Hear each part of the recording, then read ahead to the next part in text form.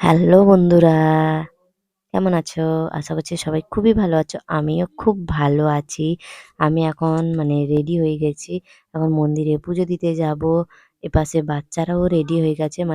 সোনামাকে, বাবাই সোনাকে দুজনকেই রেডি করিয়ে দিচ্ছি। দেখো ভাই-বোন মিলে খেলা করছে এখানে বসে। সোনামাকে সাজুগুজু করে দিয়েছি। কেমন লাগছে অবশ্যই কিন্তু কমেন্ট করে জানাবে। ওই মন্দিরে আজকে ১ম যাবে সোনামা। চলো আমরা যেতে থাকি, তোমরা আমার ব্লগটা দেখতে থাকো। ওই মন্দিরে আগে পুজো দিয়ে এসেছি সকালবেলা, বাবা পুজো ভোগ হতে যেহেতু সময় লাগে তার জন্য বাড়িতে কাজকর্ম শেষ করে আমরা রেডি হয়ে সবাই রাস্তায় যাচ্ছি, মানে তাড়াহুড়ো করে। যেহেতু বলতে বলতে আমরা চলে এসেছি। বলতে আমরা মহাপ্রভুর মন্দিরে চলে এসেছি। মহাপ্রভুর মন্দিরে এখন ভোগ দেওয়ার সময় হয়েছে। ভোগ দিচ্ছে মন্দিরে। এবার আমরা এক এক করে পা ধুয়ে মন্দিরে চলে গেলাম। আমরা মন্দিরে গিয়ে যখন দেখি ভোগ দেওয়া হচ্ছিল, ভোগ দেওয়া এখন কমপ্লিট হয়ে গেছে। এবার ব্রাহ্মণ আমাদের জন্যই অপেক্ষা করছিল। যেহেতু আমাদের আসতে একটু দেরি হয়ে গেছে।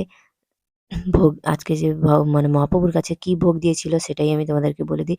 আজকে মহাপ্রভুর কাছে ভোগ দিয়েছিল খিচুড়ি, আর আমাদের ঘরেতে বলেছিলাম পায়েসের ভোগ দেওয়া হয়েছে। আর সোনামা কিন্তু আজকে ১ম-ই এলো মহাপ্রভুর মন্দিরে। তিলক টেনে দিয়েছে। আমাদেরকে ৩ জনকে তিলক টেনে দিয়েছে। আমাদেরকে কেমন লাগছে অবশ্যই কিন্তু কমেন্ট করে জানাবে।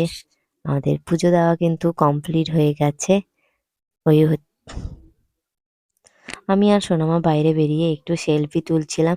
ওপাশে বাবা সেখানে ভোগাড়ি সাইকেলে বেঁধে নিয়ে আসার জন্য রেডি হচ্ছে। দেখো আমাদেরকে কেমন লাগছে অবশ্যই কমেন্ট করে জানাবে।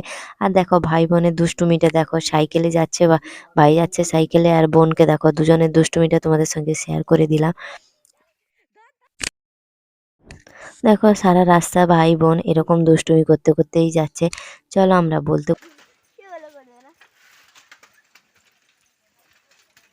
ব্লগটা এই পর্যন্ত, তোমাদের সঙ্গে নেক্সট ব্লগে দেখাবে। ততক্ষণ তোমরা সুস্থ থেকো, ভালো থেকো, টাটা বাই বাই।